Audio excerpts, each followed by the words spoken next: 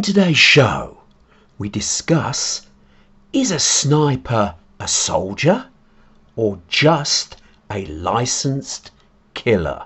And now, the TNT Talk Show, daring to go where other podcasts fear to tread.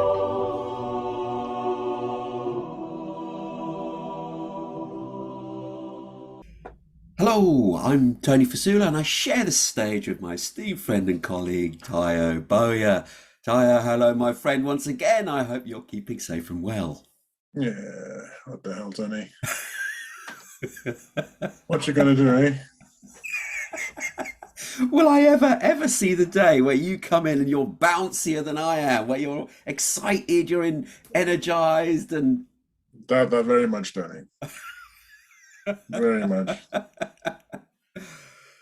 Okay, and again, I'm not going to ask you to say hi to our audience. I can't do it. Sweet victory, Tony. Sweet victory. I mean, it's your loss. Let's be honest, it's your loss. Because I prepare all these beautiful jokes, which I know you enjoy. And then you don't want to listen to them. Okay, I'm not going to tell you. I'm not going to tell All you. right, okay, let's do it for you. Come on, I actually want to hear this joke. So I'm going to ask you, say hi to our audience. Hello, audience. Now with that out of the way. Anyways, it's just a quick one. It's say what you like about pedophiles, Tony, but at least they drive slowly when they go past schools. Oh, I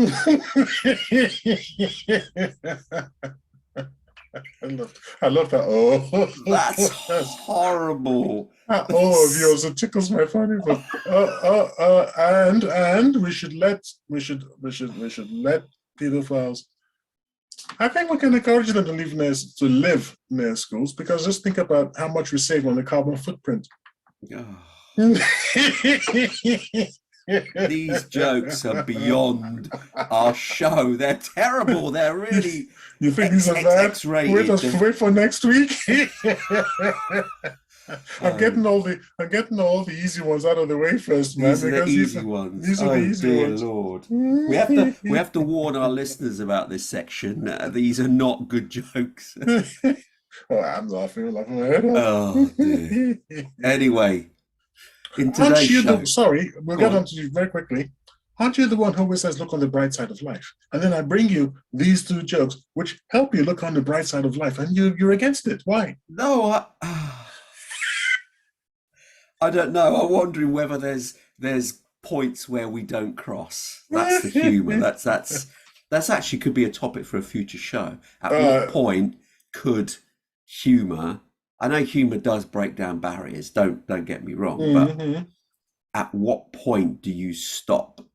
No, I can answer that immediately. I can answer that straight away. If you don't laugh, if it's not funny.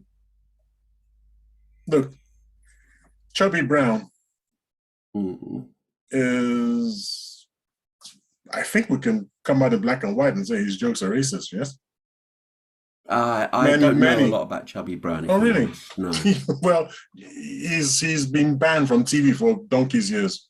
Most people won't play, most stations and things, they won't play his material.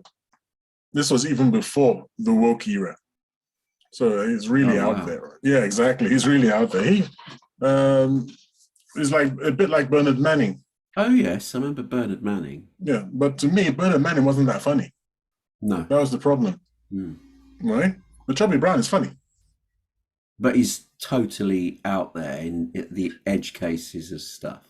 Yeah, but he makes fun of everyone. It's just that he doesn't have any sacred cows. He will have a go at everyone. Right? Okay. And then you think of someone like Andrew Dice Clay, who is just not funny at all, not even a little.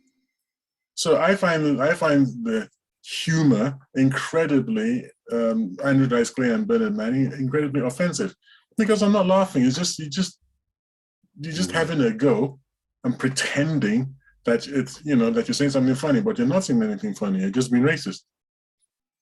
But when it brings you laughing, when even I'm laughing, yeah, then that's humor. Okay, interesting. Okay, we'll park that for now, but we'll use that possibly for a future show. But I just finished giving my entire answer, so I'm not sure Oh, okay. Fair enough. I'm not sure I have an entire show on it. Right, anyway, for today's show, we are going to discuss something completely different. And it is, we're questioning whether is a sniper a soldier or are they just a licensed killer? So, Taya, this was your topic. So, do you want to kick things off? I don't know why I thought of this question.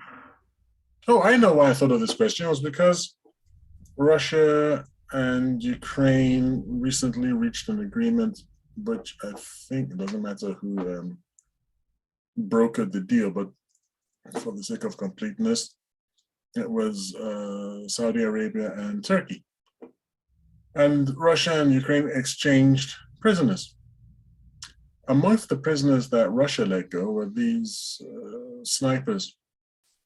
And I was of the opinion that these are not soldiers. These are not people that you ever release for any circumstances whatsoever. You execute them because they're terrorists, basically. Why do you feel a sniper is a terrorist? Because a soldier is somebody who fights and puts himself in jeopardy, and in some cases herself, because they actually surprised me that there were females amongst the prisoners of war. So there were Ukraine has actually got females on the front line, which is okay. Well done to them, because I always thought that women shirked such duties. So where was I now? I was just saying that men and women in uniform put themselves in jeopardy, and they go toe to toe with the enemy. There's something fair and just and honorable about that.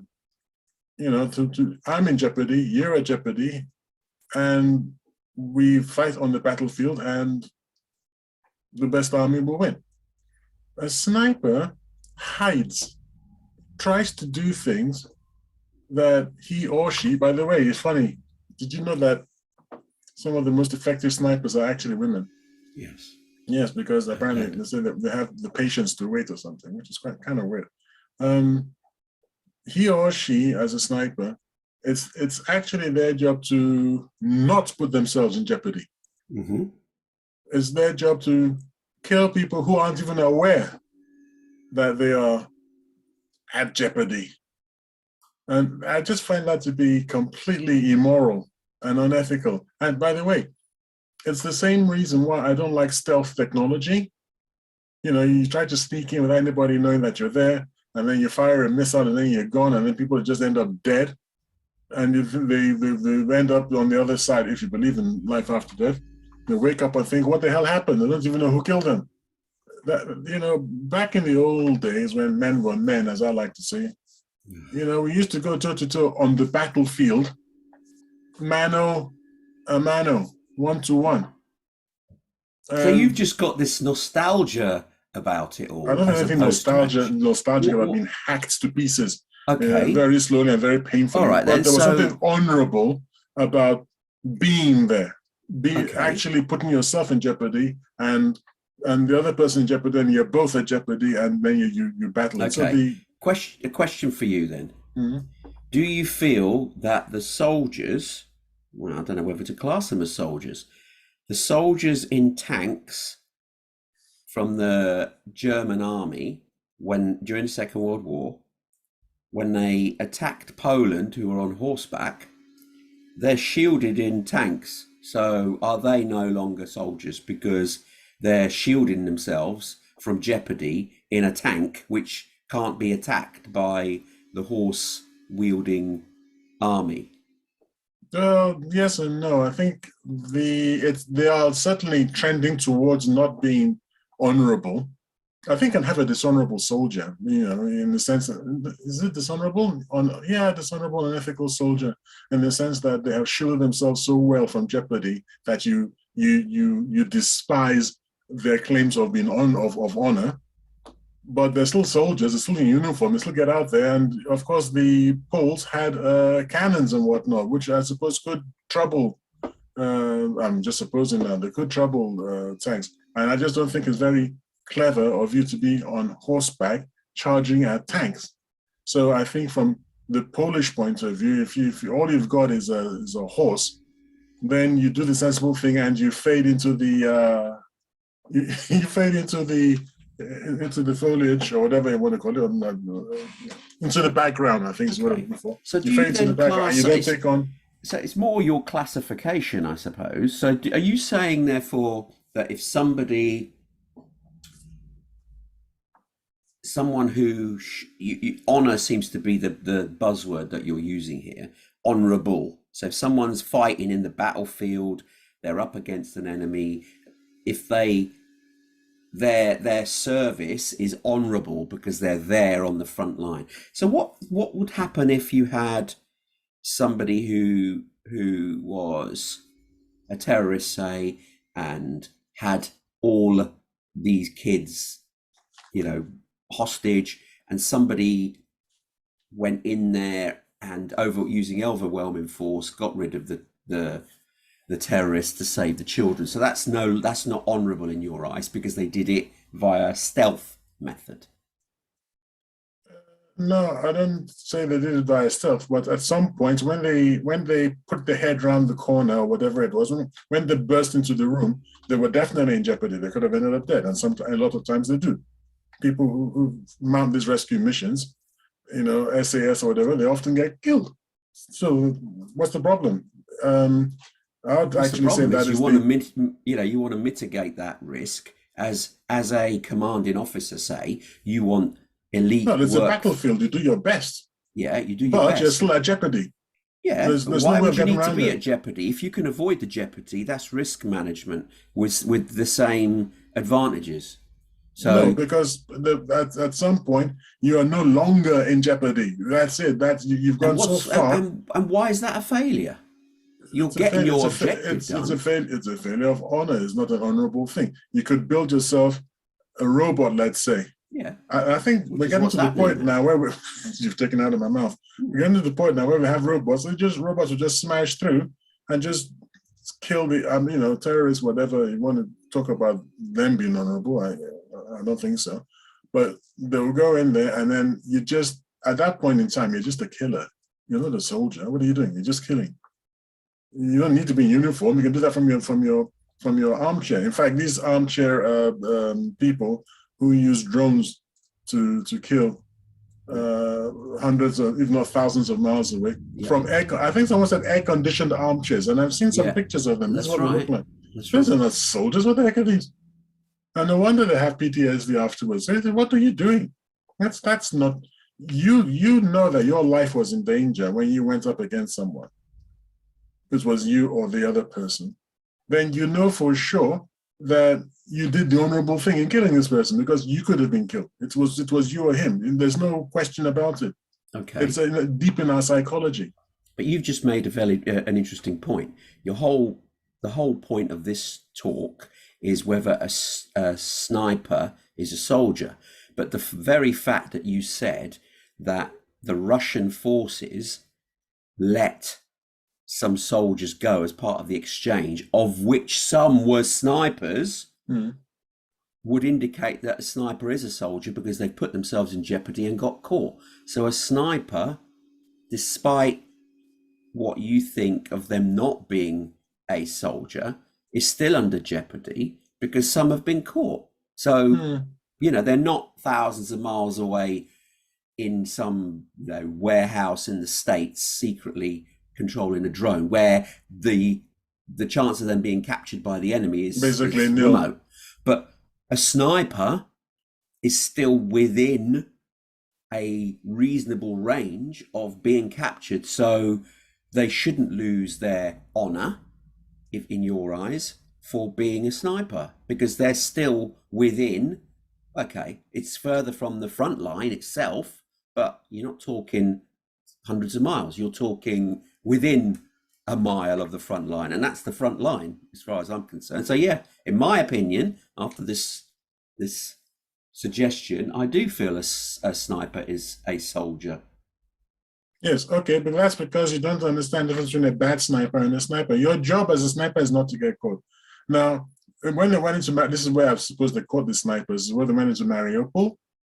And in Mariupol, that was not a situation for snipers because they were surrounded. If you're surrounded, you can't be a sniper any longer because at that point, all you are is just a nuisance, but a deadly nuisance. Okay, you're still a soldier. Your point is no. You're right. My point is that you're not that the sniper doing his or her duty properly should be doing it from a position where they don't get caught. The whole idea of being a sniper is to shoot, kill, and be available to shoot, kill again. So if you put yourself in jeopardy and you get caught, you're kind of like not doing your job. Your job is not to be caught.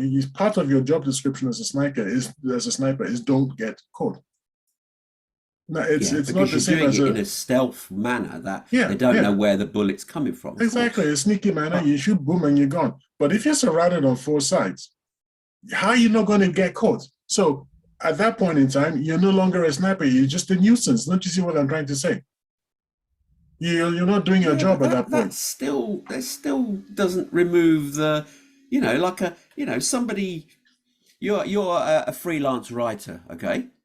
And when you're not doing your freelance writing, you're at the cinema with your family or you're out somewhere, you're not doing your job. You're not doing what you're supposed to be doing. That means you're no longer a freelance writer. You'd think that's absurd. I'm just having my off time.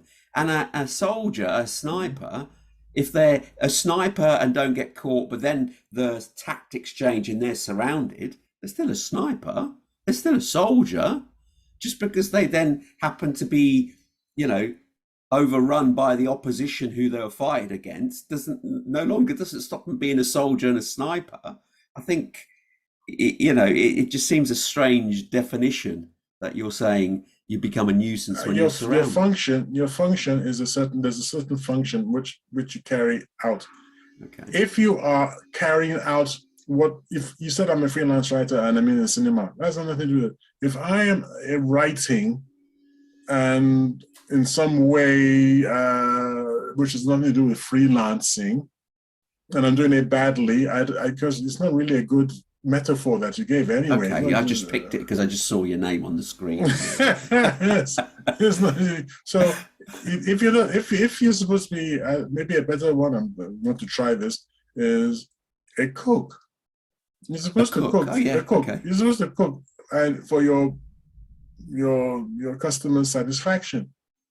But if you're pumping out stuff that they can't eat, are you really a cook? I mean, you're creating stuff that they can't eat, and they can't eat it. It's like you're a bad cook at that stage. Then you can You're question. Still a cook, though. Yeah, you could be a bad one, but you're still a cook. I was just about to say, and then you can question if you're actually a cook. Because can anybody eat your stuff? So are you really a cook at that point? Or just a lunatic? You're a lunatic. See? This is what I'm trying to say, that at some point, the best possible scenario for a sniper is, boom, person's dead, disappear. Boom, person's dead, disappear. But it's not a good idea to just, what's the difference between a sniper who gets caught and a lunatic who walks in there and shoots people like in a school shooting, knowing that they're going to get caught eventually? What's the difference? This is what I'm trying to say. But a sniper is taking out a legitimate individual person or whatever. Supposed to be, because let's not forget that in Mariupol we saw them shooting civilians to intimidate the local population. So who? What do you mean who? Snipers. The snipers. Yeah. But okay, were they army snipers or were they just? Of course, they were army snipers. This is people that were caught that I'm talking about. Armies. Some of them. I'm not saying each and every snipers. single one of them. Yeah, of course, because the people there in Mariupol, who do you think they were shooting? Think they were Ukrainian? What the? Do you know what's going on there at all? Do you understand? But you seem to have you seem to believe that you've got the absolute view of everything, and everyone else's view is completely wrong. I watched it. I watched people getting shot, and I know who's getting shot, man. And it's Mariupol. How do you know who's getting shot? Because do you know those people? They were Russians, my friend, because they were shot because they're Russians, because they were moving away from the Ukrainian side. So who's going to shoot them? So what are you talking about? And then and then the people who are rescuing them are telling you that these are Russians, and you're watching all this. So where are you coming from? If they're not. I didn't say they're not. I'm asking a question. I never said yes or no. I answered by saying I watched it. Then you said, "Do I know them personally?" No, but within the context of the videos that I'm watching, I understand that they're Russians. And the ones who got shot and injured were talking and they were crying to the Russians, and the subtitles were explaining what was going on. Okay. And what I don't understand what the argument. No, I'm saying you said that and I told you to no, be careful. You said they shoot at legitimate targets. What's a legitimate target? That was because you said. Okay, so you're saying that every Russian. Okay, let's. No, I'm saying don't try to qualify sniper with they shoot at legitimate targets, because I'm saying what's a legitimate target? Okay, just saying a sniper shoots at people. Shoots at. The sniper shoots to kill. That to me is the definition, all right? Okay. Well, yeah, from a hidden place. Point. But every soldier who's sent out to battle, they're generally sent out to kill as well, because you want to overpower the opposition that you're fighting. Well, they're sent out to kill the enemy, aren't they? Yeah. All right, and so that's why we have war crimes. Kill the enemy. I've just told you, don't say that. The sniper kills. That's the definition is to kill. It does. They might kill. They might kill. I don't even know. A political figure. Yeah, or for advantage, or some kind of advantage, which is not necessarily a soldier they're shooting at. In fact, they were killing civilians to keep them in place, to keep them in Mariupol. They were shooting civilians to keep them in place, to use them as human shields, not they themselves, the snipers, but so that their own side could use them as human shields. All right, so that was their idea. So let's take this further. I think sniper then is too broad a category, because you've got some snipers who are lawful in terms of international law, because they're snipers for an army who are provisioned to take out the enemy. So they're snipers, okay, because they're army and soldiers for a particular regiment, army, whatever you want to call it. And then you've got snipers who are hired killers, but they're in uniform and they get medals. Necessarily. No, you're making a jump now. No, I'm not. The people that were caught that I'm talking about that were released, they were in uniform. Okay, no one is snipers. Saying. No one is saying that. Sorry, they're still soldiers. So what way are you going now? Well, you're trying to say that they're not soldiers. Yeah. You're saying that they're just killers. So yeah, if they're killers, any sniper, I'm not going to say whether you're shooting at so-called legitimate targets or not. My definition is quite simple. If you're a sniper, you're not a soldier. But you are trying to have it. You're trying to have it both ways. You're trying to say, yeah, I was only shooting at uniform people, therefore I'm a soldier. And I'm trying to say, nah, because you're not acting like a soldier. Well, that implies then that a soldier. Okay, so if a soldier in a tank shoots at a building and kills civilians, he's not shooting at soldiers, is he? If he's targeting civilians on purpose, he's committing a war crime. Yeah, but if he doesn't know that, I said on purpose. How can you shoot at people and say you don't know that on purpose? So that's not on purpose then. If you say in a tank and you shoot at a building and you don't know the civilians in there, and civilians get injured, that's what the Americans like to call collateral damage. The rest of us call it unfortunate. But no one's going to accuse you of a war crime. You didn't do it on purpose. But if you do it on purpose, the entire world. So you're saying a sniper doesn't therefore go. I'm saying that a sniper never puts himself or herself in jeopardy, and when they kill someone, they do it in a dishonorable fashion, and I don't think of them as soldiers because of that. By the way, it's the same way that if you fly over Bongo land in an F-35 and you bomb people, you're not a soldier there either. You were never in jeopardy. Now, if you fly over Russia in an F-35, and even though you are in an F-35, high chance that you'll be located and destroyed, then you're a soldier. So That's your what I'm trying to say. definition is not the sniper. Your definition is the soldier. You're saying that a soldier is not a soldier. I mean, we've moved a little bit from sniper. You're saying a soldier is not a soldier if they're not on a battlefield under jeopardy. So the people that Yeah, do a sort of, job for a nation can't be soldiers.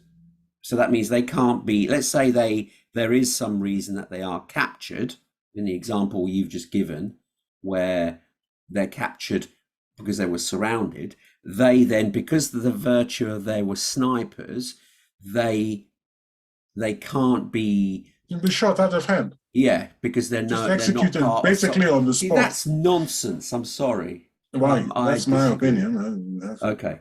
opinion. So the snipers, because they have a role that's not right on the battlefield. And by the way, I wouldn't use them. If I was the head of an army somewhere, I'd never use snipers because I don't believe in it. It's not the manly soldierly thing to do. No. Well, you would And I use the wouldn't use war. F-35s to go and bomb Bongo land either. We've moved to the point now where we're almost feminine in our warfare, which is very, very bad. Actually, I'll say the West, which is very, very bad for winning anything, because you're going to end up not being able to win things, because that's not how to fight. Okay, so what about nukes? Well, nukes is not really warfare, is it? Nukes is the end of the road. Okay. So, I mean, no, hang on. Nukes against Bongo land, that's dishonorable. What are they supposed to do with that? But nukes against Russia or China, where you're going to get nuked back yourself, that's fine. Because you are going to end up being killed. You nuke Russia, we're dead. It's that simple. So it's fine. You want to do that, do it. No, who's complaining? It's manly. It's manly thing to do. It's crazy, but it's manly, but it's insane. But if you do it against Nigeria, what are you doing? Nigeria's going to be totaled, man. You know, it's murder, basically. It's not war, that's murder. I'm still not convinced about your argument in terms of. You just don't feel it's right. No, it doesn't. It doesn't. It doesn't sit well. There's no logical argument for you counter. But look, in my position, just because my position is consistent, I'll be the first to admit, just because my position is consistent doesn't mean that I'm right. But then again, I often argue against you because you have inconsistent opinions. Your position is inconsistent. I don't really have positions in a lot of things. I like to do the discussion and try and find your angle and try and ask you questions to see your angle and see where your logic is coming from. It's not because I certainly have an opinion. We're going to have a show where we just deal with the opinions. We're going to find out what Tony really believes. I'm a fence sitter, remember? What the hell do you actually believe, man? How can you go through life not believing anything? No, I don't. I just listen in and absorb it. It's just, it is what it is. I'll comment on it, but that doesn't mean I've got a side and a view. Okay, so I think our next episode is going to be, what does Tony really believe? We will do almost like a therapeutic session, if that's the expression I'm looking for. Like almost like a psychiatric session where we dig down and we look for something that you believe in, then we can go, hooray, you believe in this. I mean, you must believe in something. I'm sure you do. Can't think of what right now myself, to be honest, but there we go. Oh dear. So, I mean, okay. Have we done this now effectively? Because I've explained my position, and you haven't really got. I don't think you come back with a strong enough thing for me to start changing my mind. I still don't think that you can not class a sniper as a soldier. I think you've got different categories. I grant you that, but then you've got different category of murderers, haven't you? You've got, you could view them in different ways. A soldier can commit a murder if they don't do it right. If they target civilians and there's just cause to see, that they were doing it wrong. And the same with a sniper. A sniper is part of the army, and they use them strategically to take out key personnel, and in so doing, they're reducing the risk against the normal soldier. So if you're a sniper and you've taken away, let's say you've got your infantry on the ground and they're trying to get to a particular building, and you've got other snipers, funny enough, or people with guns along the top of an armed wall, say. So they're shooting down at your own side. You as a sniper from far away take out one of these turrets or whatever they're called. That then reduces them there to shoot your own soldiers. So you've now improved the chance of your soldiers breaking through. So why are you not a soldier in this instance? You're a sniper. Well, okay. So do you remember Enemy at the Gate? I think it was a movie. I don't know if it was ever a book. Never seen it, so Enemy at the Gate was about two snipers based on real life characters who fought in the Second World War on the Russian front. One was a Russian and the other was a German. Okay. And the gates of what? Kaliningrad? Where was this now? I can't remember, but they were fighting, and it's a very famous battle too. If I said to you the gates of Kaliningrad, does that ring a bell? Might not, but I can't remember where it was. But wherever it was, the gates of wherever this place was, and they were hunting each other. Oh right, each other. Yes, because I think the German had a very high kill rate, and then the Russians dispatched their own sniper to hunt down and kill the other sniper. And look, they were both in jeopardy because at this point they knew that each was out to get the other. That to me is a soldier doing a job, because it's only when the other one was commissioned to take him out. Precisely, because it then became a question of who got who first. But isn't that the case anyway? No, because you shoot at people who don't know that you're there and they're not expecting you, and that's the best sniping kill of all. It's just to take out a general or an adjutant or whoever you're going to take out. There's no idea you're there. He's talking to people, and the next moment he's dead, just out of the blue. That's what a sniper is, isn't it? Yeah. So I'm saying that's not kosher. You don't think that's right? I don't think that's right.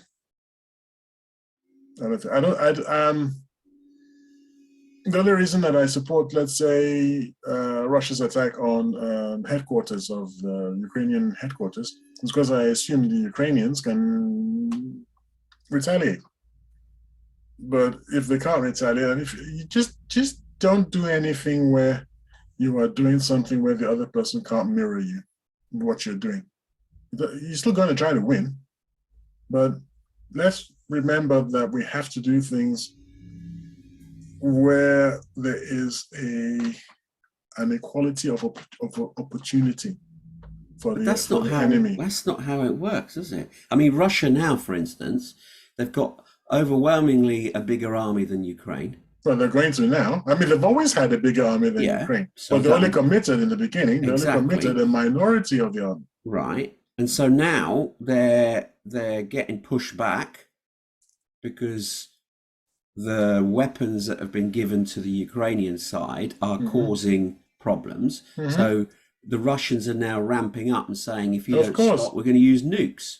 No, that is complete and total nonsense. Well, did he not say he would use? He did not say, and this has been going. This has been going. In fact, I'm so well versed on this that you walked into a nightmare there. Okay, so what did he say then? Now I saw the video too. What he said. Putin said he's not bluffing. Yes, he said it's not bluffing, and he warned the West, because what has actually transpired is that Jake Sullivan and the White House have been sending Putin and the Russians private messages saying that if Russia used nukes in Ukraine, there will be severe consequences. Right. So when Putin had the opportunity, he said, look, your severe consequences, don't forget that we've got nukes too. So that's all he says. Don't forget, we've got nukes too. It's not just a question of you and your severe consequences. We've got nukes too. Now, if you listen to that, that's exactly what he said. And we can pause this and I'll play it back for you and we can look at it on the screen. he's not saying that we're going to nuke anybody. He's saying if you attack us, if you attack our homeland, if you put us under jeopardy, don't forget that we can respond.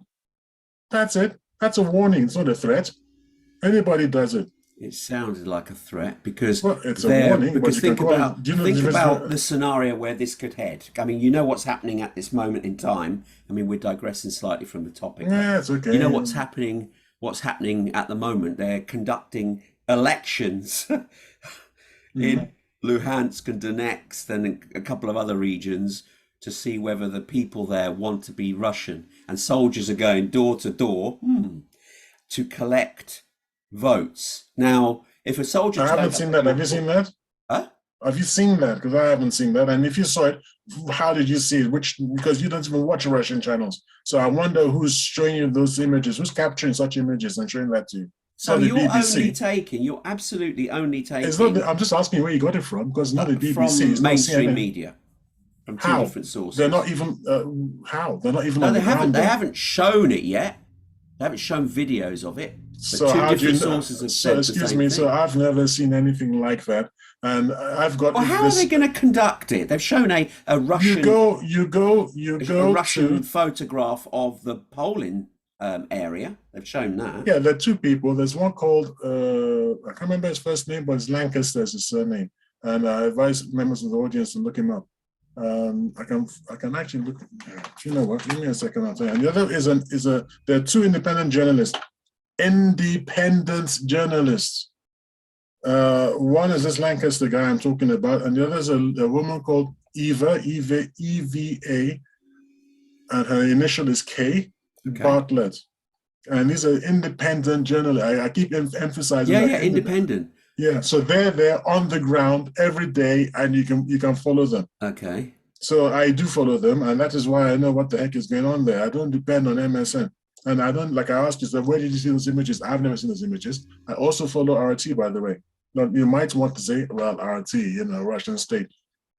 But no, but everybody says that. And then when you say, well, what have they said that turns out to be incorrect? Tumbleweed. So anyway, I'll tell you, Patrick. His name is Patrick Lancaster. Okay. Yeah. So Patrick Lancaster, Eva K. Bartlett, RT, and I don't know. Those are the people that I follow, because you get straightforward reports from the battlefield on the ground, right? So, if they're in a battlefield, do you think, this is a separate topic just to you, do you think it's quite prudent for the voting to take place? Is that a strategy that should be really employed while the area is still under conflict? No, I don't. I don't know how you do that, because maybe in Lugansk you can, but there's still some kind of conflict, but it's at the borders of Lugansk. So the most of Lugansk is fine. Okay, but they're picking four areas. You don't have most of Donetsk under Russian. No. So how are they doing it? Well, they're just doing it where they can, I suppose, because it's for sure. Okay, if it was legit, okay, for it to be recognized, because then at the end of the day, the Russians could, if they did it legitimately and invited in international observers for... There's over 1,000 international observers on the ground. Are they part of the people that go in and look for fair and fair elections? Yes, they are. They're all okay. So then what's the problem here then? If they're there and observing the elections and they're not being done in a manner that means that the people can vote freely, then and the people then vote, okay, we want to be part of Russia, then no one's got a complaint. But why people are complaining is that these people allegedly are going to be having to vote under duress, and that doesn't make it fair and clear, does it? And transparent. The idea that Russian speakers are going to be put under duress to go and vote in a Russian election. Russian speaker doesn't mean you're Russian, does it? Well, it kind of does, because they're ethnic Russians. Why would the Ukrainians want to learn Russian after they left? Because it's part that a fourth of the population of Ukraine speak Russian anyway. Yeah, because but they're bought. that doesn't mean That doesn't mean they want to be the Russian. majority of the people are ethnic Russian. So if you speak Russian, Kosovo is a separate country, but they speak Albanian. yeah. Anyway, so back where I don't know about Kosovo apart from the fact that the West recognized their referendum, whatever. The Crimeans we know are 90-something% Russian, ethnic Russians, and 90-something% of them wanted to go back into Russia, and yet up to today, the West has not accepted Crimea's referendum. So it's very much a pick and choose thing. And as you know, I believe the West is basically the empire of lies. And I automatically think anything they tell me is a lie. So when they tell me these referenda are illegitimate, to me, I just take the exact opposite of what they say, because that's generally the way to find out the truth, which means that the elections, the referenda are legitimate. My beef with them is that they're still in a war situation. And I don't think that you should do, in fact, I think it's illegitimate. The reason I believe that the referenda are illegitimate is because there's still a war. It's not a peace. And I don't see how you can have a referendum under the circumstances and say that it's okay. Exactly. So why are they planning this? Oh, it's simple, so that they will be able to say, because this You're President attacking Putin, your Russian land. Now we could use Putin nukes. is the cause. You know, I used to say I love President Putin, but he's the cause of all this palaver, man. He's too legalistic. He was apparently trained as a lawyer, and all he thinks about is the legal niceties. I'm like, F the legal niceties, okay? Bombard Ukraine back into the Stone Age. No, I mean, forget the stupid legal niceties. Install a puppet regime, take what part of Ukraine you want to take, and that Bob's your uncle. He could have done all this in 6 to 7 months. Well, why are we doing all this stupid special military operation? Oh, we have to go through the laws that the Duma. Oh, we can't send more than X number of troops. What are you doing? This is war, all right? This isn't a chat, around it in a tea party, amongst lawyers. This is war. What are you doing? What's this nonsense? They wouldn't have been able to have HIMARS in there, or this or that, if they had just gone in with 1.5 million men in the first 2 or 3 weeks, wiped out the Ukrainian army, destroyed Ukraine from one end to the other. Because if they'd have done that, there would have been a massive kickback, and Europe may have been drawn into it, and then we would be in a nuclear war. So he's calculated that if he keeps it low key, then there'll be less likelihood of the West joining in. And unfortunately, that calculation misfired, because even a small military operation, I mean, think about it, the West would not have accepted in any way, shape or form, they would have mobilized troops if Russia had put 1 million people into Ukraine. Mobilized troops to do what? To fight Russia. If you fight Russia, yeah, don't say world war. If you talk about you fight Russia and there'll be world war, you're talking like somebody who just, how can I put this politely? That's just nonsense. Okay. Why would they?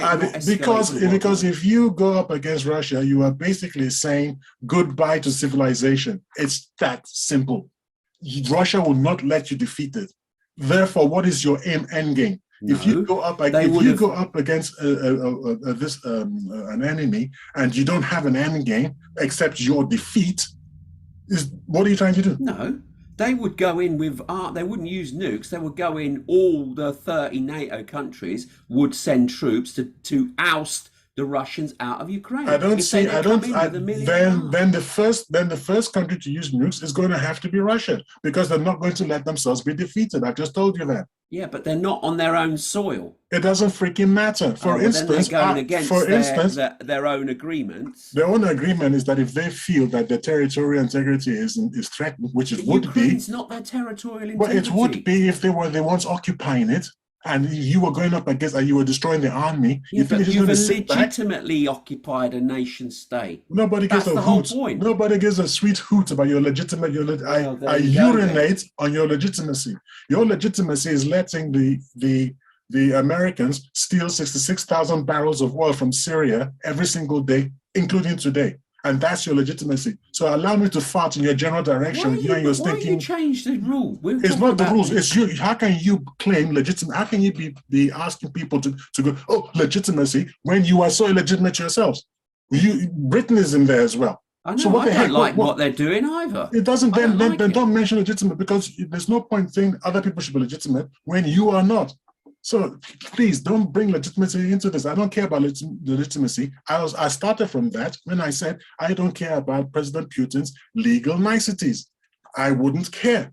And if I had one, if I had one and a half, you would escalate to world nuclear war it within would. Oh minutes. man, dude! If I was in charge, you wouldn't attack me because you'd know exactly what I would do. Because I'm not the kind of person who says I will do this and then I don't do it. I would be in there. I'd have taken over Ukraine in 1.5 weeks, whatever it is, with 1.5 million men, install my own puppet regime, done what I wanted to do, and then you can sit back with your your sanctions or whatever, and yada yada yada. And by the way, I do actually think Russia can actually take on NATO. I really do. I think Russia can take on NATO very well, because after all, let's face it, NATO is running out of weapons, and Russia's still dumping all these shells every single day, and it's going to escalate. So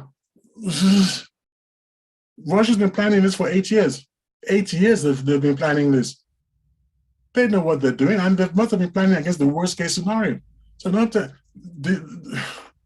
anyway, the point Let's go being, back to our topic, because we've digressed here immensely. no, we finished our topic. You don't believe you don't believe me. Let's discuss how far a sniper soldier can actually shoot.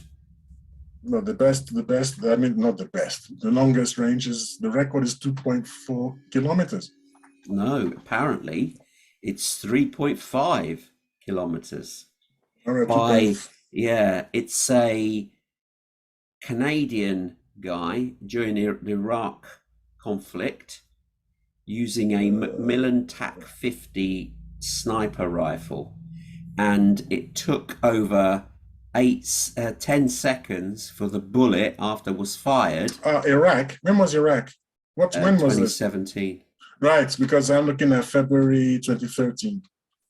Okay, so that's been overtaken. That's been overtaken. 2017, yeah. Right, okay. 3,500 meters. That's ridiculous. He apparently had to take the shot, and he had to wait, like I said, 10 seconds before it hit. And he had to take into account the weather. Wind. So he had to aim it slightly different, trajectories and all sorts of things in order to take the shot, which sounds absolutely incrable. I'm surprised the bullets were still able to kill at that distance. Well, yeah, it's incredible how it did it. And I've got the 8 longest sniper shots in history here. And 3,500 meters. His name obviously has been withheld. Canadian Special Forces, and a sniper, and the weapon that he used. Before then was a British guy, 2009, 2,400 meters. And that again was in Afghanistan. And because the turkey shoots, isn't it? Afghanistan and Iraq. These are turkey shoots. This is when you go into bongo land and you just do what you want. Whole new ball game when you go up against Russia. Whole new ball game. That's what they call a near pair. And I like the idea that it's near pair. But I guess we'll see. Yeah, the guy who did it in Iraq, there's more data about that one, because the one who did it in Iraq for 3,500 meters, there's hardly any information other than yes, they acknowledged that he did it and is a rifle he used, but they didn't give. It took 10 seconds for the bullet to actually reach the target. But the one before that, which was 2,400, there's a bit more on that.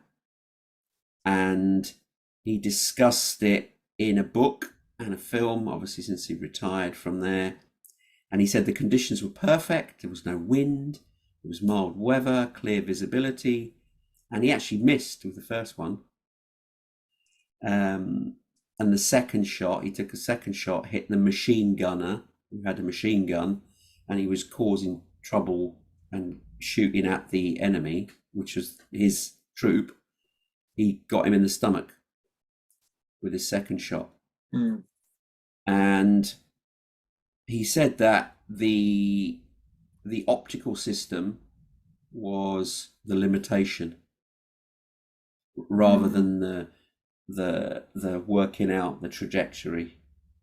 which is strange because you don't aim straight. You have to aim Yeah, slightly yeah. up and below and take into account that the bullet will actually do this, will bound down. So they don't aim left or right. They lay slightly up, taking the curvature Well, of. I think that the set, Incredible. I think they set the optics.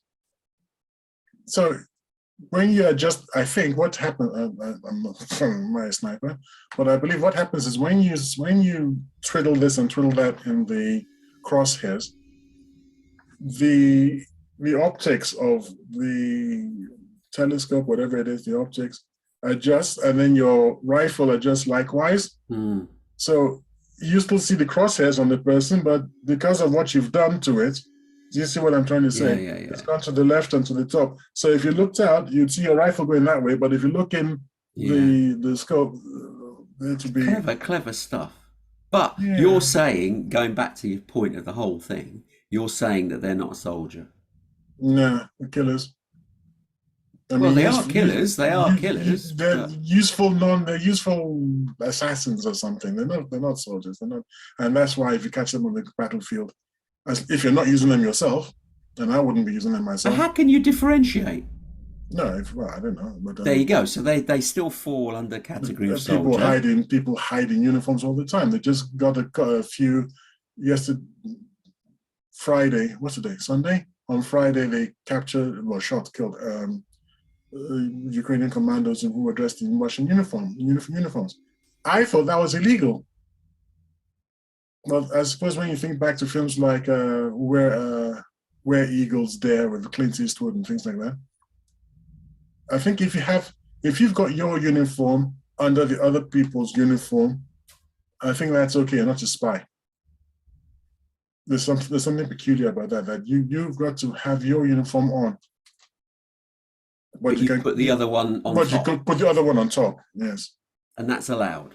I believe it is allowed because I'm thinking back to Where Eagles Dare now. I don't know. Well, maybe that's just how true the film is. Like I said, I didn't. But I was a young boy when the film was first made. So it's a distant memory. It's something to do with.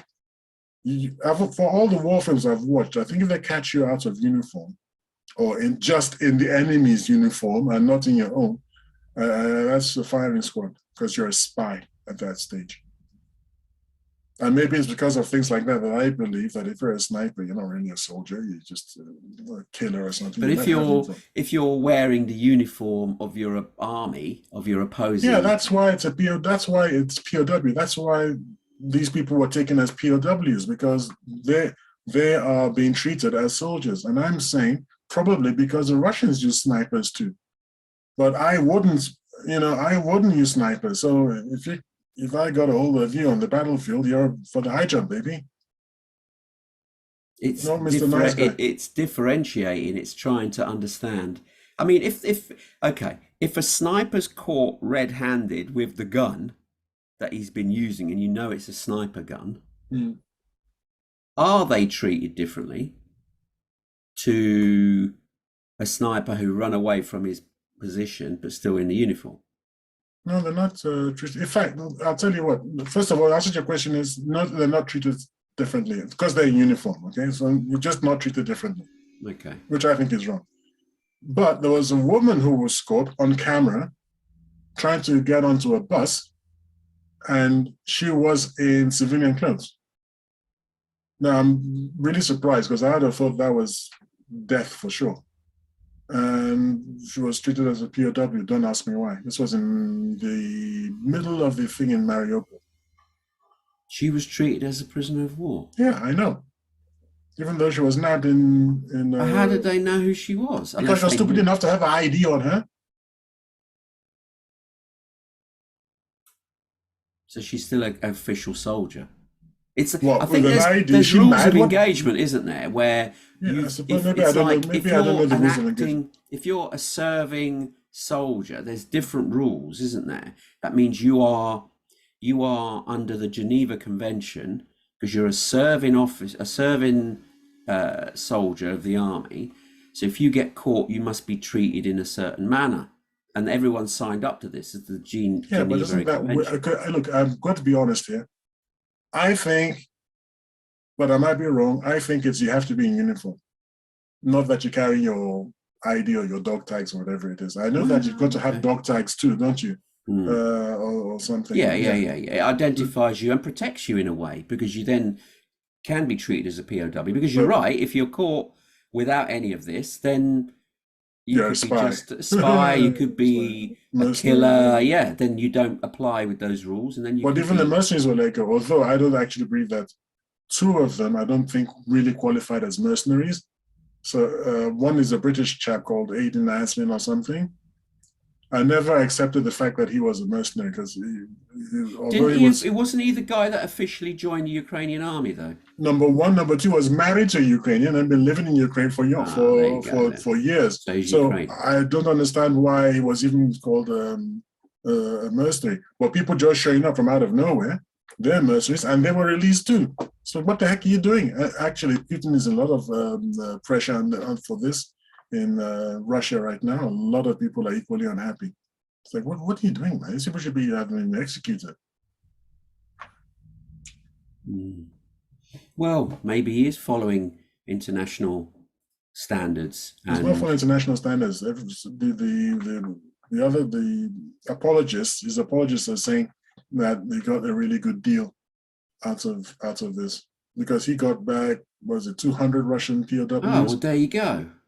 Yeah, well, you get your Russian POWs back at the end of the war. In my opinion. Yeah, but if he wants to get them back early, he'll send them back. Why do you want to get them back early? Why do you want to get them back early? Because send them back again. At least it's showing, it's political as well. It's showing the people back home, look, I've managed to get another 200 back. Yeah, but most people like me don't care. Most people are not like you, thank goodness. Sorry. Well, they are, because most people are like him, because most people are against him for doing it. Even though that's not most people, trust me. You are not, you are unique, Tyre. You're unique. I'm not being unique, but sometimes I have coincidence with other people's.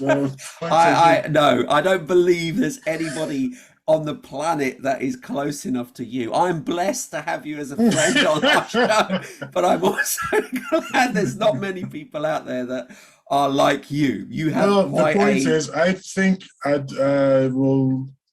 By the way, how do you digressing for a minute?